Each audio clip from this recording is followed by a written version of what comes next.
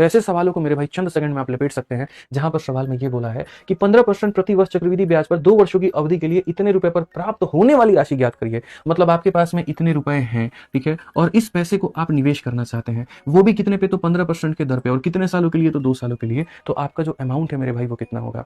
अब इस सवाल को आप चाहो ना तो सीरीज मेथड से बना सकते हो, ठीक है, क्यों, क्योंकि इसमें डिजिटल सम बड़ा जल्दी अप्लाई हो जाएगा। तो इस सवाल में मेरे भाई सबसे पहले सारे ऑप्शंस के डिजिट के सम देखो यहाँ पर, ठीक है। अगर डिजिट के सम सारे अलग अलग हुए तब मेरे भाई डिजिटल सम लगाना, और अगर डिजिट के सम अलग अलग हुए तो मत लगाना। डिजिटल सम का मतलब मात्र यहाँ पर जोड़ना। तो देखोगे तो 9 को काट देना, 9 को नहीं जोड़ते हैं। 4 4 8 4 12, 12 और 7 मेरे भाई हो जाएगा 19। 19 को आपस में जोड़ोगे तो मेरे भाई 9 जमा 1 10, 10 का मतलब 1 हो गया, ठीक है। वैसे ही यहाँ पर आप 9 को काट दीजिए। 4 4 8 4 12, 12 और 6 मेरे भाई 18, 18 को आपस में जोड़ेंगे तो हमारा आ जाएगा 9, ठीक है। यहाँ पर 9 खत्म, 5 4 9 खत्म, 4 4 मेरे भाई 8 हो जाएगा। 9 खत्म, 4 4 8 4 12 4 16, 16 को आपस में जोड़ेंगे तो 7। मुबारक हो मेरे भाई, सारे ऑप्शंस के डिजिट के सम अलग अलग आए हैं। डिजिट का सम होता है मतलब यहाँ पर सबको जोड़ना होता है, ठीक है। अब मैं यहाँ पर अब सीधा सवाल पे अप्रोच करूंगा। अब मैं बोलूंगा मेरे पास में जो पैसा है वो इतना है 34400, और इसको मुझे 2 सालों पे ब्याज पे देना है। तो 1 सालों के बाद में अगर ये 100 रुपए है तो 1 सालों के बाद में ये 115 हो जाएगा, और फिर अगले साल के अंत में 100 रुपया 115 रुपया हो जाएगा, ठीक है। और जो भी मेरे भाई आएगा यहाँ पर वो हमारा आंसर होगा। मैं कहता हूँ मत कैलकुलेट करो, डिजिटल सम लगाओ और अपना आंसर लाओ।